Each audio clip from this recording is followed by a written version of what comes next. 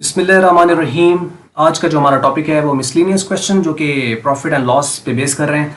Example 10 है यहाँ पर, आइए हम इसको देखते हैं। बात कर रहे हैं कि a fruit seller buys 5 oranges for ₹100। एक फ्रूट सेलर है, उसने 5 ऑरेंजेस खरीदे हैं और 100 रुपए के खरीदे हैं, यानी 5 ऑरेंजेस उसने 100 में खरीदे, मतलब ये 5 ऑरेंजेस की कॉस्ट दे रखी है। उसने खरीदे हैं ना, बाय से पता चला कि ये कॉस्ट है, सी मिल गया हमें। अब वो कहता है एंड सेल्स 7 फॉर ₹175। उसमें से 7 बेच दिए उसने 175 रुपए के। खरीदे 5, बेचे 7। अब आप सोच रहे होंगे कि ये ऐसे कैसे हो सकता है, 5 उसने खरीदे तो 7 बेच कैसे सकता है। ऐसा हो जाता है क्योंकि ये भी तो मुमकिन है ना कि उसके पास पहले से कुछ स्टॉक पड़ा हो। मीन्स कि अगर उसने 7 बेचे हैं तो पहले कुछ पड़ा था तो तभी उसने बेचे ना। और वैसे भी ये जानना जरूरी नहीं है कि हम इसके ऊपर बात करें कि ये ऐसे कैसा हुआ। मीन्स के क्वेश्चन अगर उसको ऐसे दे देता है तो मीन हमने सिर्फ क्या करना है, उसके अंदर जो मेन पॉइंट है उसको देखना है।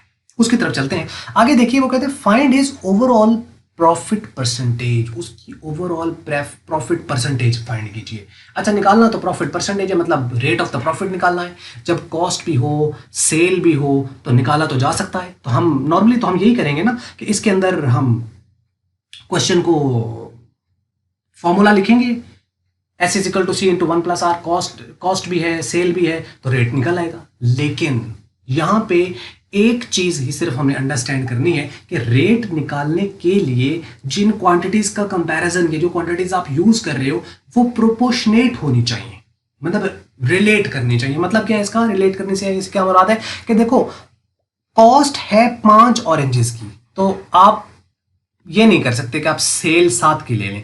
दो तरीका है कि एक आपने 5 ऑरेंजेस की कॉस्ट ले रखी है तो इसको आप 5 ऑरेंजेस ही रहने दीजिए, और आप यहां पर जो सेल है वो भी आप 5 की लें, फिर आप रेट निकालिए, तब सही रेट निकलेगा।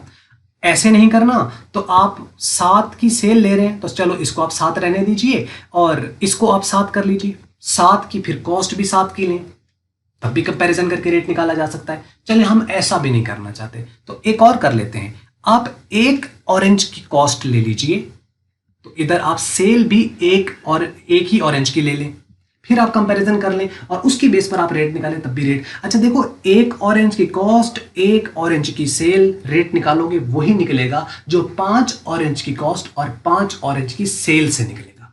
और यही है कि 7 ऑरेंज की कॉस्ट और 7 ऑरेंज की सेल से जो रेट निकलेगा वो भी वही निकलेगा। आप 100 ऑरेंज की कॉस्ट और 100 ऑरेंज की सेल ले लीजिए, तब भी रेट वही निकलेगा। मतलब फर्क नहीं पड़ता क्वांटिटी के बढ़ने या कम होने से, रेट फिक्स रहता है। पढ़ा हुआ ना हमने, रेट फिक्स रहता है। क्वांटिटी के बढ़ने कम होने से इसका रेट के साथ कोई ताल्लुक नहीं होता, उसकी अमाउंट वेरी करेगी, उसकी अमाउंट वेरी करेगी। मतलब प्रॉफिट लॉस पर फर्क पड़ सकता है लेकिन रेट फिक्स रहेगा। इसी वजह से हम इसको एक एक करके निकाल लें, चाहे 5-5 करके निकाल लें, चाहे 7-7 करके निकाल लें, चाहे 100-100 करके निकाल लो, डजेंट मैटर। तो अब आपको इसको कोशिश ये करनी चाहिए थी, वैसे मैंने लिखा होता है यहाँ पे कि पॉज सॉल्व एंड वॉच, कि मतलब आप सबसे पहले इस वीडियो को पॉज करें, सॉल्व करें, वॉच करें, और मतलब सॉल्व करने के बाद फिर आप इसको सोल्यूशन देखें। अच्छा, अब आपको करना क्या है, मैंने 3 तरीके बता, आप तीनों तरीकों से जरा टेस्ट कीजिएगा कि एक ही आंसर आपका आ रहा है या नहीं आ रहा, ये आपने इसके अंदर देखना है। अब आप इसमें देखिए कि जो पहली चीज है वो यहाँ पर कि वो कहता है कॉस्ट ऑफ 5 ऑरेंजेस जो है वो 100 है। हम यहाँ पे लिख लेते हैं कि जी 5 जो ऑरेंजेस है उसकी अगर यहाँ पर कॉस्ट उसने दे रखी है 100, तो हम 1 ऑरेंज की निकाल लेते हैं। 1 की निकालने के लिए हम इस 5 को डिवाइड करते हैं उधर जाकर, तो ये आ जाएगा 1 ऑरेंज की कॉस्ट 20 आ जाएगी। इसी तरीके से 7 ऑरेंजेस जो है उसकी कॉस्ट हम यहाँ पे ले लेते हैं, 7 ऑरेंज की कॉस्ट, क्योंकि 1 की अगर 20 है, मतलब हमने क्या किया, ये 7 में ऑलरेडी है तो हम इसको भी 7 में ले गए। आप इसको 5-5 से भी करके देखिएगा और 1-1 से भी करके देखिएगा।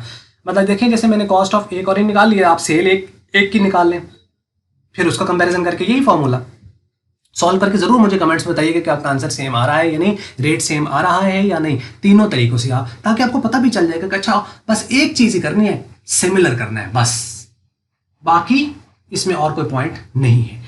और चूंकि प्रॉफिट परसेंटेज निकालिए तो प्रॉफिट का फॉर्मूला आएगा। यानी 7 की कॉस्ट आ गई 140। अब कॉस्ट भी 7 की है और सेल ऑलरेडी 7 की है, मतलब कॉस्ट है 140 और सेल है 150।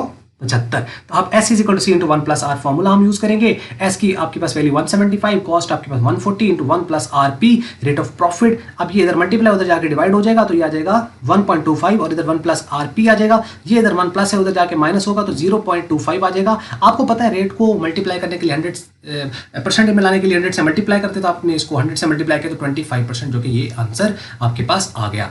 तो ये है। अब आप इसको जरूर चेक कीजिएगा।